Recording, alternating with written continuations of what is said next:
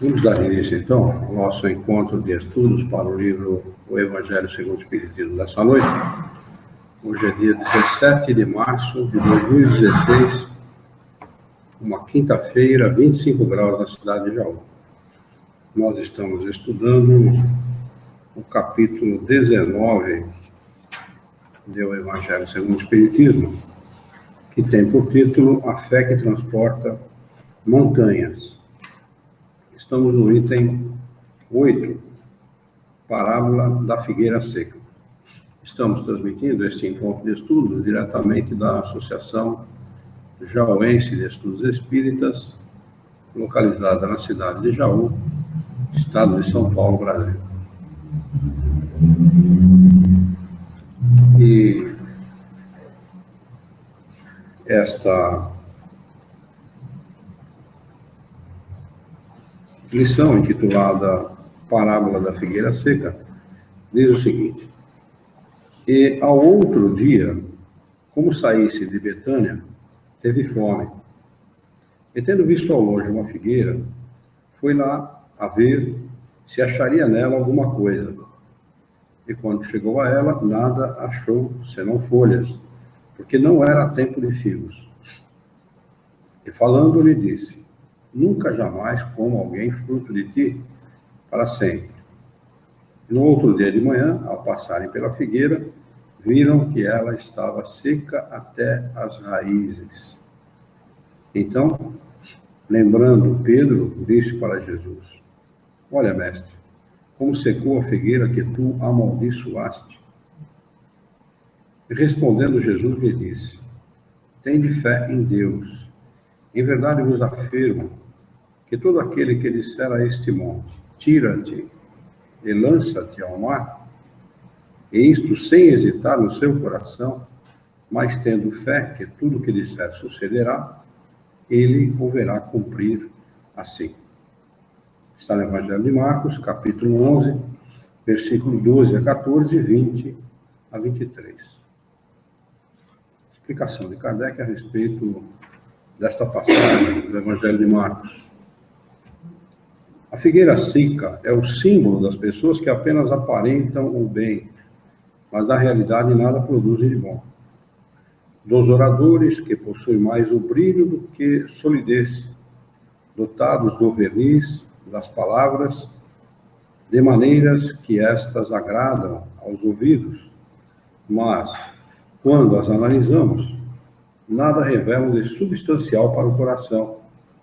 E quando as acabamos de ouvir, perguntamos que proveito tivemos. Tem muito palestrante espírita precisando dessa passagem do Evangelho. É também o símbolo de todas as pessoas que podem ser úteis e não o são. De todas as utopias, de todos os sistemas vazios, de todas as doutrinas sem bases sólidas. O que falta, na maioria das vezes, é a verdadeira fé. A fé realmente fecunda. A fé que comove as fibras do coração. Em uma palavra, a fé que transporta montanhas. São árvores frondosas, mas sem frutos. E é isso que Jesus, e é por isso que Jesus as condena à esterilidade, pois dia virá em que ficarão secas até as raízes. Isso quer dizer que todos os sistemas, todas as doutrinas que não produziram nenhum bem para a humanidade serão reduzidas a nada, e que todos os homens voluntariamente inúteis que não se utilizaram dos recursos de que estavam dotados serão tratados como a figueira seca. Os médiuns são os intérpretes dos espíritos. Suprem o organismo material que falta a estes para nos transmitirem as suas instruções. Eis porque são dotados de faculdade para esse fim. Nesses tempos de renovação social, desempenham uma missão especial. São como árvores que devem dispensar o alimento espiritual aos seus irmãos. Por isso multiplicam-se de maneira a que o alimento seja abundante. Espalham-se por toda parte, em todos os países, em todas as classes sociais, entre os ricos e os pobres, os grandes e os pequenos, a fim de que, em parte alguma, haja deserdados, e para provar aos homens que todos são chamados.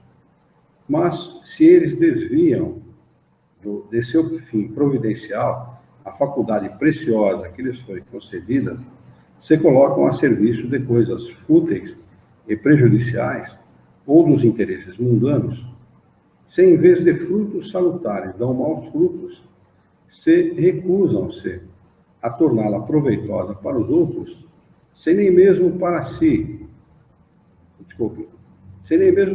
tiram os proveitos da melhoria própria, então assemelham-se à figueira estéril. Deus então lhes retirará um dom que se tornou inútil entre as suas mãos, a semente que não souberam semear, e os deixarão cair como presas dos maus espíritos.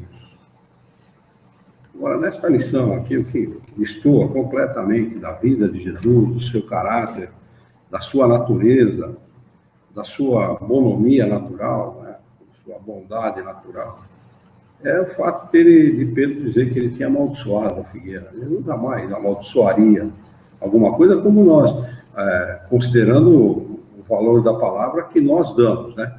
Eu não sei se amaldiçoar na língua em aramaico ou no hebraico tem o mesmo valor que tem para nós, né?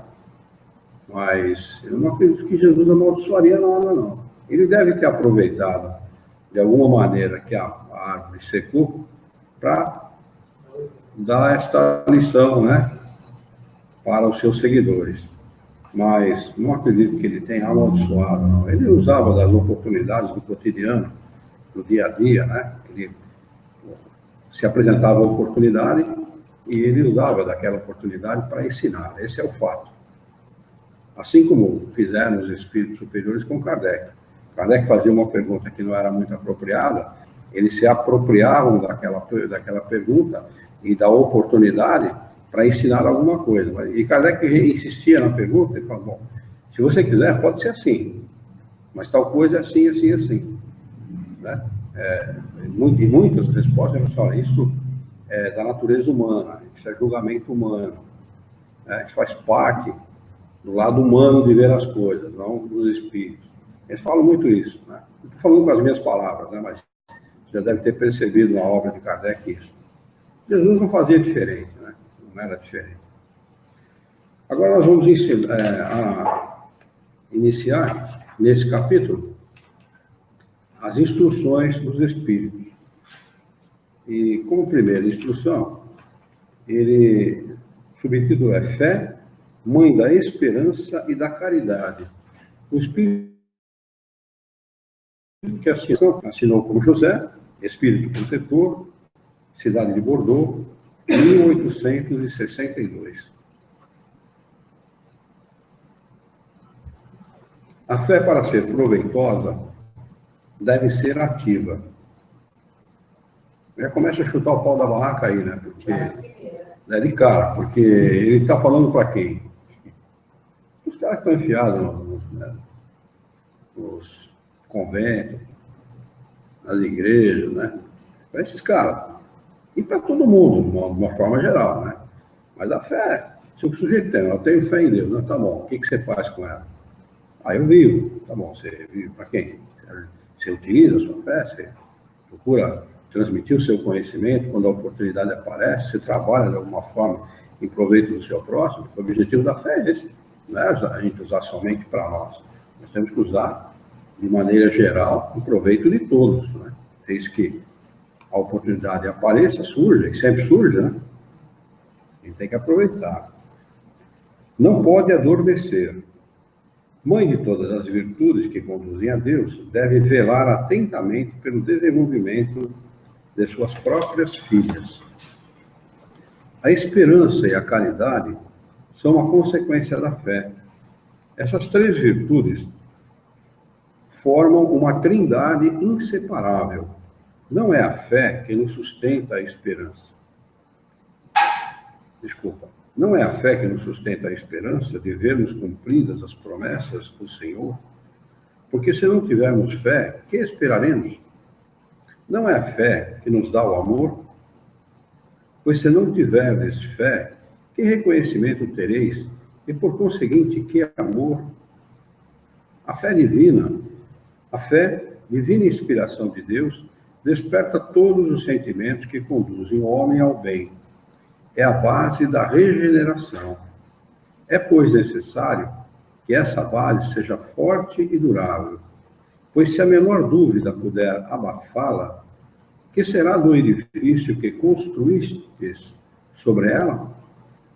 Erguei, portanto, esse edifício sobre alicerces inabaláveis, que a vossa fé seja mais forte que os sofismas e as zombarias dos incrédulos, pois a fé que não desafia o ridículo dos homens não é a verdadeira fé. A fé sincera é dominadora e contagiosa, comunica-se aos que não a possuíam e nem mesmo desejariam possuí-la. Encontra persuasivas que penetram na alma, enquanto a fé aparente só tem palavras sonoras que produzem o frio e a indiferença. Pregai pelo exemplo de vossa fé, para transmiti-la aos homens. Pregai pelo exemplo de vossas obras, para que vejam o mérito da fé. Pregai pela vossa inabalável esperança, para que vejam a confiança que fortifica e estimula a enfrentar todas as vicissitudes da vida. Tende, portanto, a verdadeira fé na plenitude da sua beleza e da sua bondade, na sua pureza e na sua racionalidade. Não aceiteis a fé sem comprovação, essa filha cega da cegueira. Amai a Deus, mas sabei por que o amais. Crede nas suas promessas, mas sabei por que o fazeis. Segui os nossos conselhos, mas conscientes dos fins que vos propomos e dos meios que vos indicamos para atingi-los. Crede e esperai, sem fraquejar. Os milagres são produzidos pela fé. A fé divina e a fé humana. Uma comunicação dada por um espírito que intitulou-se um espírito protetor, na cidade de Paris, em 1863. A fé é o sentimento inato no homem da sua destinação. É a consciência das prodigiosas faculdades que trazem germe no íntimo. A princípio, um estado latente, mas que ele deve fazer germinar e crescer através da sua vontade ativa. Até o presente, a fé só foi compreendida no seu sentido religioso, porque o Cristo a revelou como poderosa alavanca e porque nele só viram um chefe de religião. Essa afirmação é interessante, né? A gente refletir a respeito dela, porque Jesus não era chefe de religião nenhuma. Muito pelo contrário, ele nunca pregou religião nenhuma. Ele nunca incitou no homem o desejo, a vontade, ou a inspiração, através das palavras, de criar uma religião em seu nome. Muito pelo contrário. Ele não falava que ele era dono de religião, ou que ele veio para pregar alguma religião.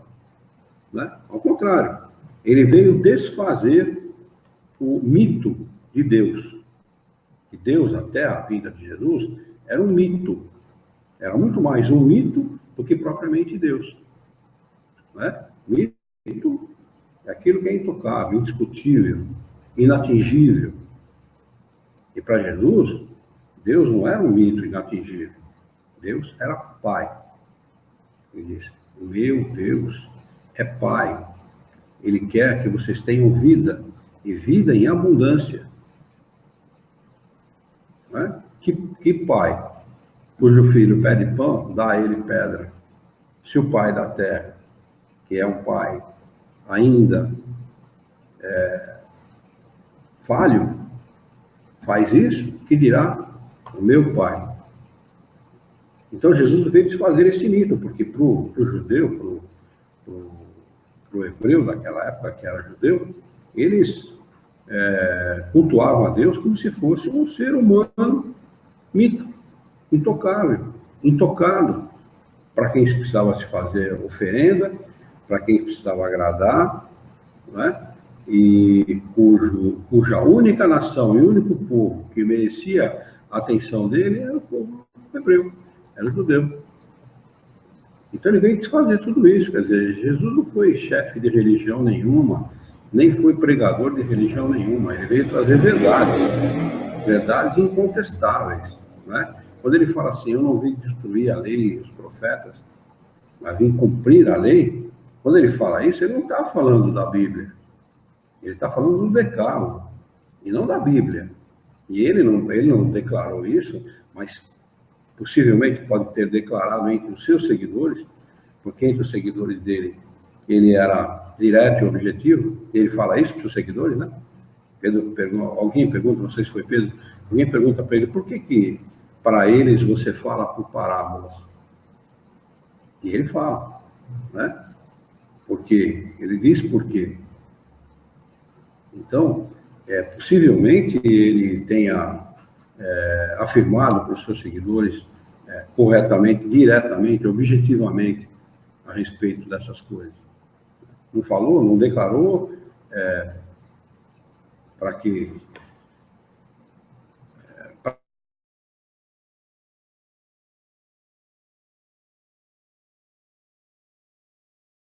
para todos. Olha, na realidade, o que a gente sabe é o seguinte, no Oriente, no Extremo Oriente, havia Moisés, ele vai aprender sobre a unicidade de Deus, sobre o Deus único, no Extremo Oriente, com os monges e tal, em locais fechados e tal. Já havia, essa crença já havia, mas ela estava localizada em alguns lugares, por algumas pessoas. Não sei se eu posso. Tem várias religiões que eu também seguir, que prosseguem. Não, sim, mas a predominância era do politeísmo. A predominância era do politeísmo. A religião predominante, porque era a religião adotada pela Grécia, que era o centro cultural do mundo da época, e por Roma, que era o dono do mundo, conhecido da época. Era o dominador, era o cara que era o país que dominava tudo e a todos. Inclusive, a própria Judéia era dominada pelo romano naquela época, né? Mas a predominância era o politeísmo, né? O monoteísmo, no tempo de Jesus, era localizado, circunscrito à religião da Judéia. Tanto que os outros eram chamados de gentios, agentes, politeístas. Eles, inclusive, eram execrados pelos judeus, pelos hebreus, judeus, de religião judaica. Eles eram execrados, eles eram tidos como pessoas de segunda classe, segunda categoria. Né? O fato é esse. Mas o que fizeram depois com o nome de Jesus, com a religião chamada cristã, que de cristianismo não tem nada, foi destruir o nome de Jesus. Destruíram todos os ensinamentos dele. Primeiro que juntaram o Evangelho de Jesus, que rigorosamente não tinha nada a ver com a Bíblia, a rigor, a não ser pelo Decálogo, né, não tinha nada a ver com a Bíblia, como se fosse tudo uma coisa só. Quando a gente pergunta, você conhece o Evangelho de Jesus? A Bíblia? A Bíblia não é o Evangelho de Jesus, não, pai. Você pega a Bíblia como ensinamento, os 5 livros da Bíblia, né? E pega o Evangelho de Jesus, rigorosamente não tem nada a ver um com o outro. Os ensinamentos coincidem em alguns pontos, principalmente dos profetas, quando os profetas fazem as suas profecias e tal, ali quando eles dão os ensinamentos deles, ali coincidem em alguma coisa, eles falam de reencarnação, eles falam das leis naturais, está ali... A Bíblia anuncia, o Velho Testamento anuncia dentro de Jesus.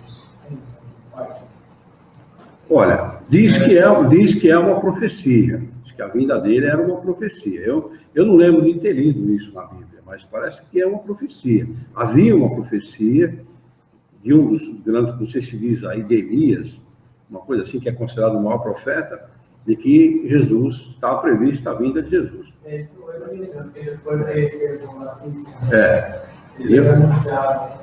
ele anunciava isso, entendeu? Segundo o que está lá, né? Mas o fato é que Jesus deve ter falado isso para os seus seguidores. Olha, eu não vim destruir a lei, mas a lei são os 10 mandamentos, que essas são as verdades contidas na Bíblia. Todo o resto são leis civis, não são leis de Deus, né?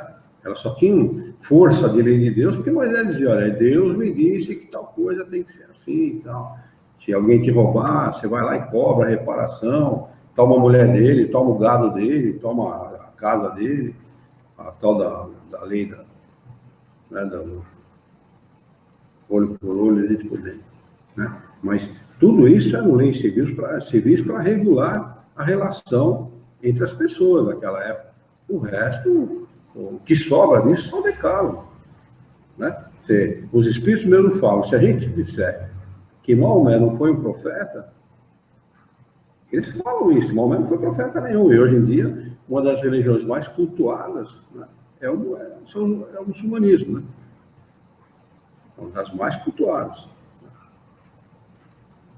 Então Jesus não era chefe religioso, coisa nenhuma, ele era um espírito superior, com grande conhecimento, que veio trazer esse conhecimento para o homem, né? E veio dar uma das demonstrações mais claras e mais óbvias de que as coisas espirituais não têm absolutamente nada a ver com as coisas materiais.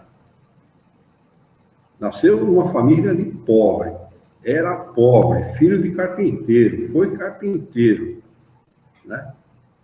Falava no templo porque era permitido a todos falarem no templo. Falava desde criança no templo. Todo mundo ficava embasbacado com o conhecimento dele, né? Se fez profeta, que era chamado assim na época, né?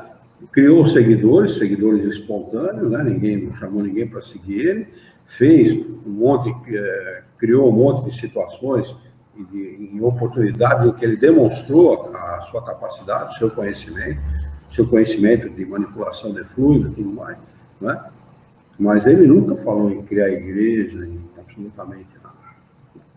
Por isso que a fé é uma coisa muito mal entendida, muito mal, né? A pessoa que tem uma visão diferenciada da fé, vê a fé de uma maneira diferente, ela sabe que ela tem que ter confiança irrestrita no Criador, né? Porque é ele, é a lei dele que regula tudo. Nós vivemos norteados por essa lei, mesmo que não queiramos.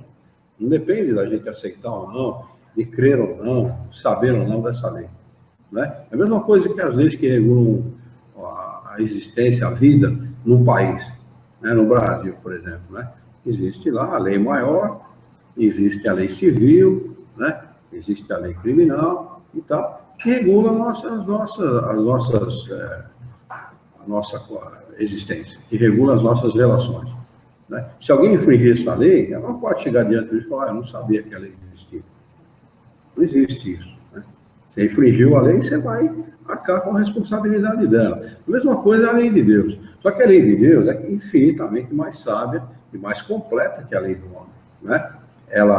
O Criador, quando pensa na criação, ele já prevê de antemão para poder prover o homem de tudo aquilo que ele precisa. Isso que é o mais interessante da lei de Deus, né?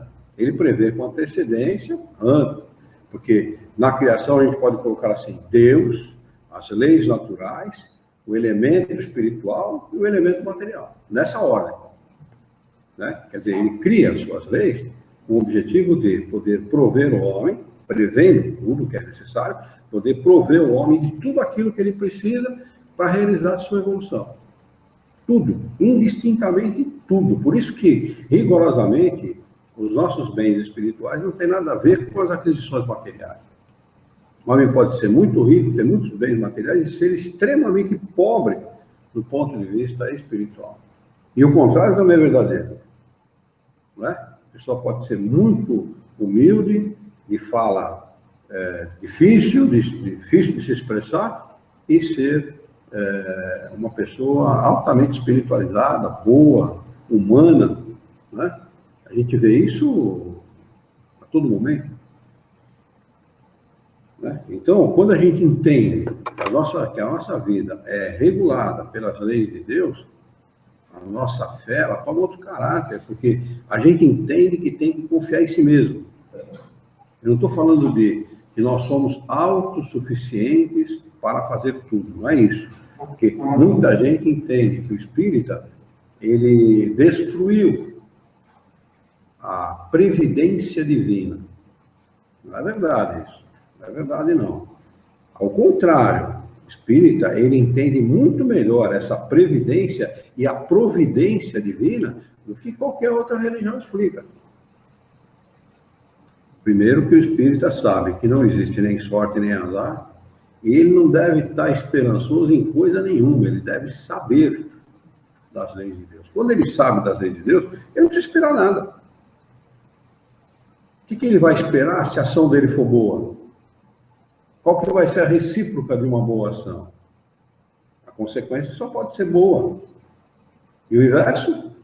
A consequência só pode ser danosa para o cara. Ou na própria vida, na própria existência na matéria, ou fora dela. Quer dizer, ele não precisa estar esperançoso, não, o meu amanhã vai ser melhor. O seu amanhã certamente será melhor. Porque a lei é de evolução, é racionalizada. Torna a pessoa segura de si. Segura de si, essa é a palavra. A pessoa tem que estar segura de si. Eu posso, eu quero, nada impede isso, desde que a pessoa tenha esse conhecimento e compreenda a relação desse conhecimento com a existência dela e com a vida dela como espírito. Compreendendo essa relação, nada vai atingir a pessoa, nenhuma insegurança, porque todas as deficiências humanas, todas, indistintamente, qualquer deficiência humana está ligada à falta de confiança em si. E a falta de confiança em si mesmo, ela está intimamente ligada com a falta de confiança na vida e no Criador. É uma sequência. Ele não está certo da existência do Criador, porque a nossa vida é muito ligada à matéria, nós somos intimamente ligados à matéria, muito ainda nessa fase da existência, muito ligados à matéria, né? Ligados ao mundo material, né? E isto acaba por repercutir emocionalmente na pessoa, como se a vida fosse matéria. A vida sendo só matéria, ou só material, a pessoa dando mais importância para isso, como é que ela vai ver o futuro? Como é que ela vai raciocinar o futuro? E se as coisas não acontecem do modo que ela espera, já cria uma frustração. Pronto, o futuro não é nada. O futuro não é nada. Entendeu? Deus está me castigando, eu não sirvo para nada, eu sou uma pessoa que não tem nenhum prestígio, ninguém gosta de mim. Imagine, faça uma reflexão a respeito dessas crianças que são largadas na porta dos outros. Isso acontece no nosso país desde há muito tempo. Minha mãe contava aqui na maternidade São Paulo, se não me falha a memória. Se não me falha a memória, maternidade São Paulo, na Avenida Paulista, ou nas adjacências ali, tinha uma maternidade que tinha a tal da roda, onde as mães que engravidavam e cuja gravidez era indesejada, tinham seus filhos e depois colocavam. Era uma roda que ninguém via quem estava de um lado nem do outro, porque cada vez que você virava, é como essas rodas de banco, né? Imagina aquelas folhas que tornassem invisíveis, que não permitissem a visão de quem estava do outro lado. Você vai ver que cada vez que você vira uma folha daquela, nem quem está do lado de lá vê quem está aqui, nem quem está aqui vê quem está do lado de lá. Então as pessoas iam lá, depositavam as crianças, e as crianças iam endereçadas para os lares, ou para adoção, enfim. Imaginem o porquê existe espíritos que encarnam e passam por provas como essa. Primeira coisa que ocorre na cabeça de um rejeitado, ou de um enjeitado, o que é? O que pode ser o que pode ocorrer quando ele amadurece, quando ele começa a refletir a respeito da vida. Poxa, todo mundo tem pai, todo mundo tem mãe, eu fui um enjeitado. Primeira coisa que lhe ocorre, ninguém gosta de mim. Por que é que a pessoa tem que passar por uma experiência como essa? Ela já abandonou uma vez na vida? A roda existia na Santa Casa de Misericórdia de São Paulo, está dizendo aí a Juliana. Muitas crianças eram mutiladas por serem mal colocadas na roda, que colocava na cabeça de mau jeito. Imaginem vocês o que deve ter acontecido.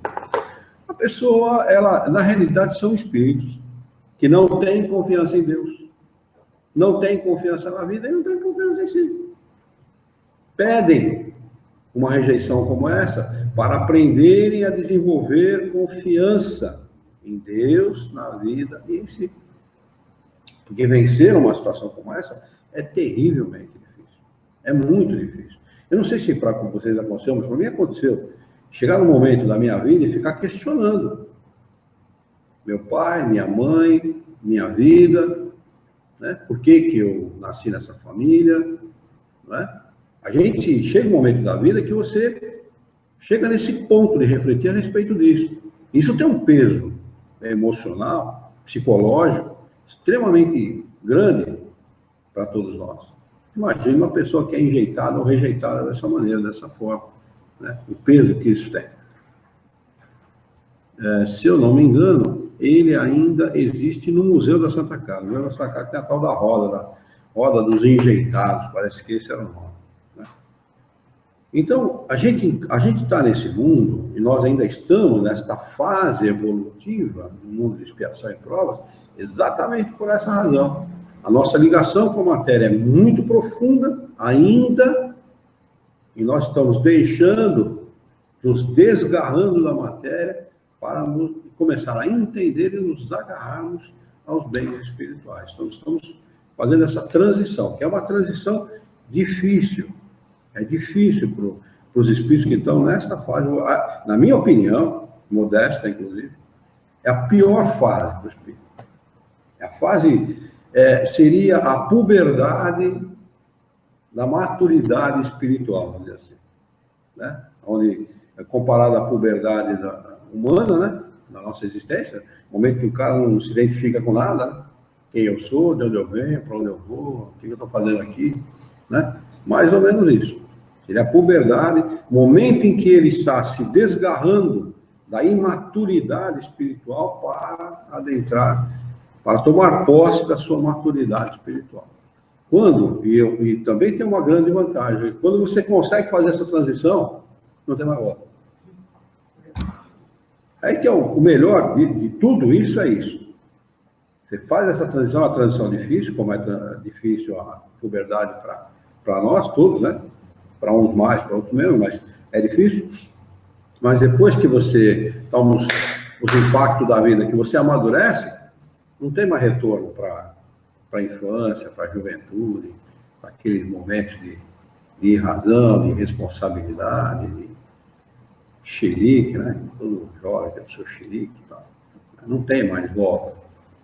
Tá? Você está dentro da vida, né? Assumindo todas as responsabilidades, as consequências, que significa estar de posse da sua vida, né? Então, vamos lá, vamos dar sequência. Mas o Cristo, que realizou verdadeiramente milagres, mostrou por esses mesmos milagres quanto pode o homem que tem fé, ou seja, que tem a vontade de querer e a certeza de que essa vontade pode realizar-se a si mesma.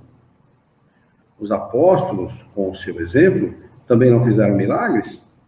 Ora, o que eram esses milagres, senão os efeitos naturais de uma causa desconhecida dos homens de então, mas hoje, em grande parte explicada, e que será completamente compreendida pelo estudo do espiritismo e do magnetismo.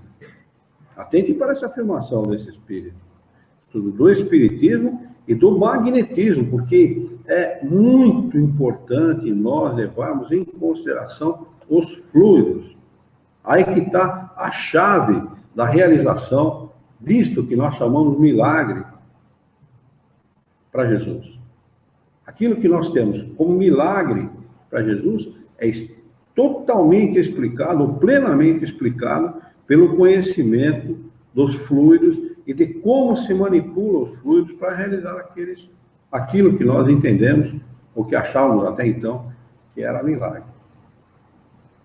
Entendendo dessa forma, se falar que é milagre mesmo. Sem o conhecimento dos fluidos, da existência deles e de como se manipula, não tem explicação. E aquilo que não tem explicação para o homem é milagre, né?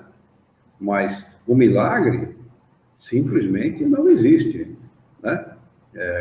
Capítulos, se eu não me engano, 11, 12, 13, 14 e 15 fala sobre fluido no livro A Gênese de Kardec, né? A Gênese de Kardec, capítulos 11, 12, 13, 14 e 15.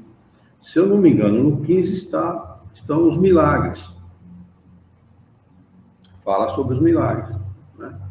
Então, ali ele explica claramente de que maneira as coisas ocorrem, de que maneira as coisas funcionam. Aliás, a nossa ciência está em busca de entender os fluidos. Porque eles subdividiram tanto a matéria, chegaram na tal da antimatéria. E eles não entendem qual é o sentido, né? Eles sabem, por exemplo, que um núcleo é o elétron, não é isso? Os prótons é que ficam em torno do núcleo, né? Eles sabem, a ciência sabe que num determinado momento, um próton desaparece. Mas ele está lá, circulando. Ele toma uma outra órbita, porque cada um escreve uma órbita diferente, né? Elas são elípticas, né? E uns mais espaçados, outros mais longos, outros menos espaçados e tal, sempre em torno do núcleo, né? Ele toma uma outra órbita. E dizem os cientistas, pior é isso, eles dizem que para fazer esse movimento, o próton tem que fazer um cálculo extremamente preciso. Veja você, um próton fazendo um cálculo. Quem faz cálculo é quem tem inteligência.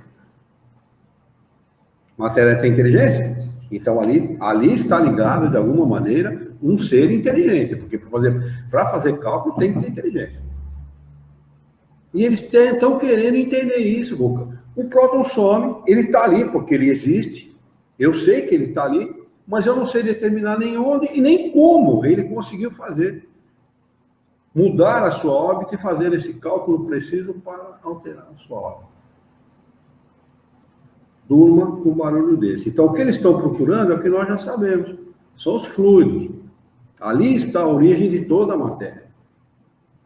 O Criador, né, criou o elemento espiritual, que dá origem aos espíritos, por algum mecanismo que a gente desconhece, né? Também nos interessa saber nesse movimento da nossa evolução, e também o elemento material que dá origem a toda a matéria conhecida, que nada mais é que a transformação desse elemento por força da inteligência do espírito. Aí dá para explicar por que o próton faz lá o seu cálculo matemático preciso para mudar de ordem. E eles não sabem disso, eles estão atrás dessa realidade. A gente não pode explicar isso cientificamente, do ponto de vista da ciência regular, da ciência humana, né? Da ciência convencional. Mas da ciência espírita é perfeitamente fácil de você fazer esta reflexão a respeito. Não é difícil de refletir a respeito. Né? Vamos lá. A fé é humana ou divina, segundo as aplicações que o homem der às suas faculdades, em relação às necessidades terrenas ou às suas aspirações celestes e futuras. O homem de gênio, que persegue a realização de um grande empreendimento, triunfa se tem fé. Fé em quem? No empreendimento, nele mesmo. Porque aqui não está falando de fé em Deus. O homem de gênio, ou seja, o homem inteligente, empreendedor, perspicaz, positivista, né? O homem que vai atrás, que busca as suas realizações, que persegue a realização de um grande empreendimento, triunfa se tem fé. Fé nele, fé na realização, fé na sua capacidade. Porque sente em si mesmo que pode e deve triunfar. E essa certeza íntima, está faltando um acento nesse E aí, viu? É essa certeza íntima que lhe dá uma extraordinária força. Certeza íntima em si mesmo, na sua capacidade de realização. Tem muitos desses aqui que realizam tarefas imensas, enormes, empreendimentos enormes, que não tem fé em Deus. Simplesmente isso. Deus, a criação do homem, ópio do povo. Eu realizo, eu sou capaz de realizar. No tempo de Kardec se diz assim, Deus deixou de existir. A ciência explica tudo. Os positivistas, né? Os iluministas da época dele falam isso. Quer dizer, é verdade que a ciência explica tudo? Mentira, explica nada. Mentira. Isso é ufanismo barato. Né? O homem de bem, que crendo no seu futuro celeste, essa é a diferença, viu? A diferença entre crer em si mesmo e na matéria, e a diferença entre crer em si mesmo e na vida celeste, na vida espiritual. Quer preencher a sua vida com nobres e belas ações. Tira da sua fé, da certeza da felicidade que o espera, a força necessária. E ainda nesse caso se realizam os milagres da caridade, do sacrifício e da abnegação. E por fim, não há más inclinações que, com fé, não possam ser vencidas. O magnetismo é uma das maiores provas do poder da fé, quando posta em ação. É pela fé que ele cura e produz esses fenômenos estranhos que antigamente foram qualificados de milagres. Eu vos repito, a fé é humana e divina. Se todas as criaturas encarnadas estivessem suficientemente persuadidas da força que trazem consigo, e se quisessem pôr a sua força a serviço a sua vontade a serviço dessa força, seriam capazes de realizar o que até hoje chamais de prodígios, e que é simplesmente o desenvolvimento das faculdades humanas. Quer dizer, se é o desenvolvimento das faculdades humanas, todos nós temos as mesmas faculdades. Não tem distinção entre um e outro. O que existe é aqueles que utilizam melhor a sua inteligência, o seu pensamento e a sua vontade, e aqueles que pouco utilizam, que quase nada utilizam desses atributos humanos, dessas qualidades humanas. Simplesmente isso. Isso é que faz toda a diferença na nossa vida, na nossa existência.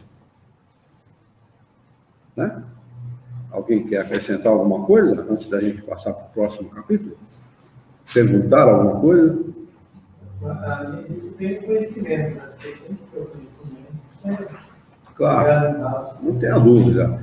O conhecimento, ele traz a luz, né? Ele clareia a nossa vida. Né? Num primeiro momento, muitas vezes, um conhecimento pode trazer, e certamente traz, uma certa confusão. Né? A pessoa fica meio que titubeando, ele precisa compreender a ideia, ele precisa passar para aquela fase da análise da ideia. Né? Até ele chegar realmente a entender a ideia, a sintetizar a ideia, a fase da síntese da ideia. Mas quando ele chega na fase da síntese da ideia, esse conhecimento ele se torna pleno. E quando o conhecimento é pleno, para ele, o que é a verdade, o que é o ponto de vista de um, não é o ponto de vista dele. É disso que Jesus falava. É disso que Jesus falava, quando ele falava da verdadeira vida. A vida que transcende essa vida. Porque quando ele fala que Deus queria que nós tivéssemos vida, e vida em abundância, ele não podia estar falando da vida que nós temos. Porque a vida nós já temos. Ou seja, nós não temos a vida, nós temos a existência, que é estar temporariamente vivos, encarnados, no mundo material. Isso não é a vida. Aí que está a grande diferença do entendimento. E esse entendimento, o que pode nos dar esse entendimento é somente o conhecimento espírita, o conhecimento da reencarnação. Somente esse conhecimento traz essa compreensão. Como é que o cara está falando de vida se todo mundo está vivo? Ah, peraí, não estamos vivos, nós estamos encarnados no corpo material. Isso é uma existência, não é vida. Porque é temporária, né? A existência é temporária, a vida não, a vida é imortal. E ele estava falando exatamente desta vida, da vida da imortalidade, ou seja, daquela que nós temos depois, né, de deixar a nossa existência material. Ele quer que a gente tenha vida e vida em abundância. Ter vida em abundância é ter vida plena.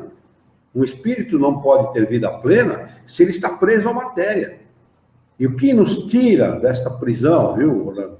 O que nos saca dessa prisão é exatamente o fato de entender a vida espiritual. Ainda que seja pelo raciocínio.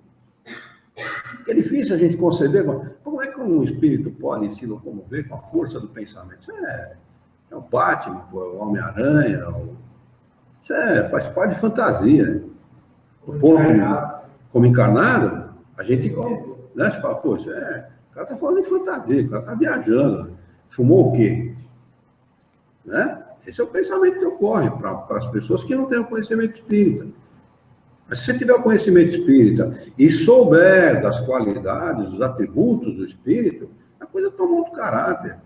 Nós só não gozamos desse atributo porque nós estamos numa prisão. Quais são os nossos atributos como encarnados?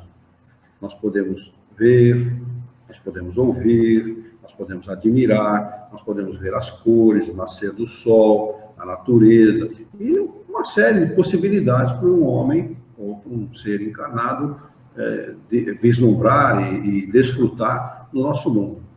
Pode uma pessoa que está dentro da prisão fazer a mesma coisa? Evidentemente que não. Não é? Ele pode se locomover, fazer um passeio, uma viagem internacional, mesmo uma viagem... Absolutamente. Pode ver um parente no momento que ele quiser, visitar um doente, um amigo que esteja hospitalizado. Absolutamente. Por quê? Ele está aprisionado. Ou seja, toda essa liberdade, ou aparente liberdade que nós temos, aparente em relação aos espíritos, aos desencarnados, né? Toda essa liberdade está cerceada pelo cárcere, pela prisão. E é isso que acontece com o espírito quando ele está encarnado. Todas as possibilidades imensas que transcendem muito as possibilidades dos encarnados estão cerceadas pelo corpo. Nós estamos encarcerados no corpo. Ganhamos parcialmente essa liberdade quando dormimos, mas parcialmente. Quando ela não é afetada por preocupações, por uma doença, por problemas emocionais, problemas de vícios e outros problemas que existem na humanidade, na nossa vida material. Né? Ainda assim, essa liberdade parcial pode até ser afetada pela vida que nós levamos. Uma vida desregrada, uma vida inconsequente. Né? A molecada hoje, me falaram outro dia, que é muito comum ela fazer sexo grupal. Gente, aonde que essa molecada está com o pensamento? Onde que eles estão pensando na vida? Aonde está o respeito próprio por si mesmo, o respeito pela vida, pelos princípios básicos, pelas noções básicas de moral, de bom comportamento e respeito próprio. Respeito pela vida, pelos pais, pelos mais velhos, por Deus e por tudo mais.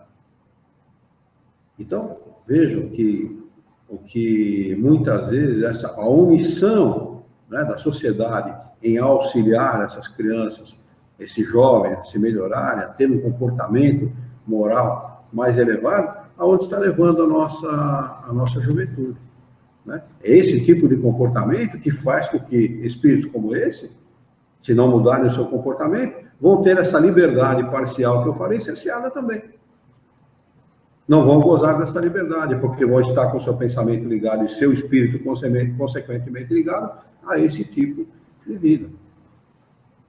Né? Mas o espírito, quando ele assume, vamos usar essa expressão, né? Quando ele veste a sua toga viril, né? Madura, de espírito conhecedor das coisas espirituais, a liberdade dele é total. Já imaginaram a gente visitar um outro planeta para conhecer uma sociedade, né? Conhecer uma cultura, uma ciência diferente da nossa, leis diferentes da nossa, comportamentos diferentes do nosso? É assim que a gente evolui. Você não tem dúvida quanto a isso. O Stephen Jobs, por exemplo, você não tem... Podem ter plena... Quando você assistiu o filme dele, podem ter plena convicção. Este jovem, quando criou a Apple, né, que foi um dos protagonistas, né, da criação da Apple, quando ele fez isso, ele pode ter certeza que ele encarnou para isso. Ele veio, trouxe esse conhecimento, né, para poder desenvolver essa ciência. Com certeza, e assim outros tantos. Esse nosso químico aqui de São Carlos, que desenvolveu a fosfoetanolamina, né, e não quer ganhar um centavo com isso. É assim que o espírito, esse conhecimento que aparentemente surge, né, espontaneamente aqui, não se sabe de onde, é assim que ele surge. Né? Ele vem no bojo, né? Vem no íntimo do espírito, encarna com ele, e ele desenvolve ao longo da vida.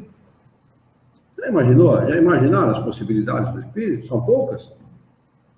Nós aqui não valorizamos, nós aqui de prisioneiros nos fazemos mais prisioneiros ainda. Já estamos presos e colocamos uma bola de ferro, uma em cada pé. Né? Porque nos agregamos cada vez mais, né? Nos ligamos cada vez mais à matéria, lamentavelmente. Não todos, mas uma grande parte está fazendo isso. Olha o que é a indústria da droga, uma indústria de 800 bilhões de dólares. Sabe o que significa isso, gente? É a maior indústria, não tem indústria no mundo que se iguale à indústria da droga. Segunda maior, tráfico humano. Tráfico de gente. É a segunda maior indústria criminosa do mundo. Parece que é tão oculta, né? Hã? Parece que é tão oculta.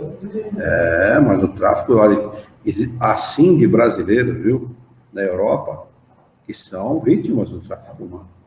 Saem daqui com promessas de emprego melhor e salário melhor para ganhar dinheiro para mandar para a família aqui, chegam lá, se tornam escravos sexuais e tudo mais. Né? Tem um programa no History, brasileiros, brasileiros alguma coisa, não lembro bem, e um deles foi sobre esse assunto, na Espanha, sabe? Pessoas falando, uma falou na Espanha, outra falou na Itália, se não me falha a memória. Foi na Itália, eu tenho certeza, porque ela falou uma frase em italiano, eu conheço um pouquinho de italiano, é uma frase que eu não posso repetir aqui, porque é uma frase que fala palavrão, mas ela falou uma frase lá, um travesti, um brasileiro que mora lá e se prostitui. Né? Falaram em vários países, né, da Europa, pessoas que foram para lá com o objetivo de trabalhar e ganhar um bom salário e se tornaram escravos sexuais. Quer dizer, o tráfico humano é uma... A gente fala que... Aqui eles falam sobre escravidão, né? Que a escravidão iria acabar. Não acabou ainda, não. Não acabou absolutamente. A escravidão é uma coisa presente. Na Costa do Marfim, sobre as crianças que são escravizadas lá nos cacau para fazer o chocolate. Alguns até mesmo os próprios pais entregam um troco de pouco dinheiro, mas vivem num estado muito miserável, e as crianças a partir de 6 anos até 16 anos. Multinacionais enormes, Nestlé e outras ligadas. E eles param, na verdade, para abafar isso, porque algumas já assinaram um termo para não utilizar essa parte de escrava, né, e as grandes, a Hershey, a Nestlé, pagam para abafar. Quer dizer, escravidão acabou? Bem longe. A gente que acha, né, começa a ter a visão religiosa a respeito das coisas, né, todo mundo é bonzinho. Se acaba essa visão física, essa visão de pensamento, tem tudo, está bem distante de acabar mesmo as coisas. Tá sim. Tá mesmo. Bastante distante. Mas mesmo a escravidão física, ela ainda é presente. Sim. Ela ainda é presente. Na Índia tem os norte-americanos, sobretudo norte-americanos, os europeus também, vão para a Índia para comprarem um rim. Rim. Tem um lugar lá, a cidade, fala o nome da cidade, tudo, eles são pagos para doarem o rim. Se eu não me engano, prometem, alguns nem recebem nada. Eu não sei se é 1.000, 1.500 ou 2.000 dólares para o cara. Que para eles é uma fortuna, né? Para eles é uma fortuna, tá? Tá frio, filho. Não.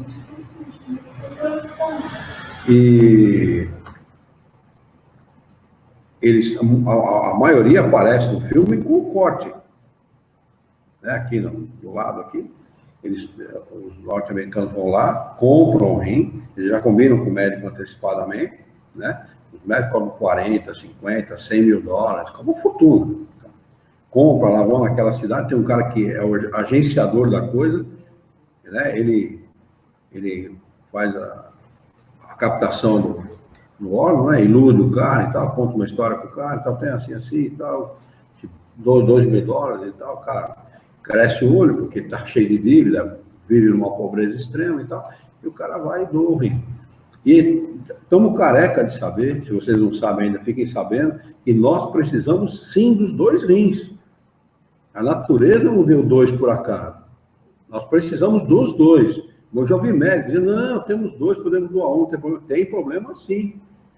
Não precisa, um rim não é suficiente para fazer o trabalho que o corpo necessita. Não na integralidade, faz parcialmente. Se a gente perder um por um acidente, você vai continuar vivo. Mas você não vai ter uma vida plena. Essa é a realidade. Então, é um lugar que um monte de norte-americano vai, faz isso e tal. Foi assim, né? Ele comprou? Fígado. Não deu certo. Como não tem que ser, né? Quando Deus acha que não tem que ser. Ele tem uma. Eu li para o pessoal aqui, acho que você não estava ainda. Não sei se foi na segunda-feira ou na quinta, que ano passado, lembra? O que ele declarou. Vocês lembram disso, não? Que eu li? Do Steve Jobs? Lembra? Ele fez uma declaração que nem todo o dinheiro do mundo podia comprar o bem-estar. Vou marcar a data de hoje aqui, no capítulo 20, 17/3/2016, para nós retomarmos no próximo encontro. Está faltando 2 minutos para as 9 horas.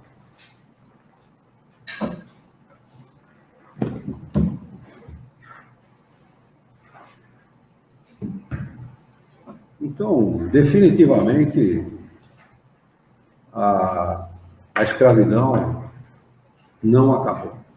Não acabou. Infelizmente, né? O homem paga caro isso. Custa caro para nós. Para todos, indistintamente, custa caro. Nosso mundo tem muito ódio, muita violência, muita corrupção, muita malandragem, exatamente por causa dessa omissão da humanidade em relação a essas coisas. Né? É sempre lucro, né? Em nome do lucro, qualquer coisa vale.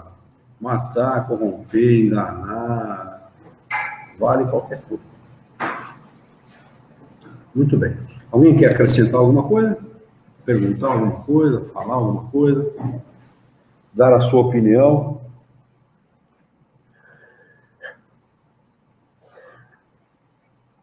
Não? Então podemos encerrar? Vamos elevar o nosso pensamento, mentalizar a figura excelsa e amiga do nosso Mestre Jesus, modelo e guia da humanidade. Juntos com Jesus, vamos nos dirigir ao Criador, ao Senhor da vida, fonte inesgotável de paz, de amor, de bondade, de misericórdia e justiça, para agradecê-lo muito pela oportunidade de aqui estarmos reunidos em seu nome, para estudarmos as questões propostas pelo livro Evangelho segundo o Espiritismo desta noite. Queremos ainda e humildemente solicitar-te bom ânimo, coragem, determinação, ideias renovadas, alegria de viver, bom senso, entusiasmo, para que nós possamos trabalhar e dignificar a vida. Ajuda-nos ainda, Senhor, dá-nos a calma necessária para que nós possamos honrá-la por um profundo e sincero respeito pelo nosso próximo. Em teu nome, em nome de Jesus, em nome dos bons espíritos, em nome do nosso diretor espiritual e de sua equipe, e todos os encarnados e desencarnados presentes na nossa reunião, nós a declaramos encerrada.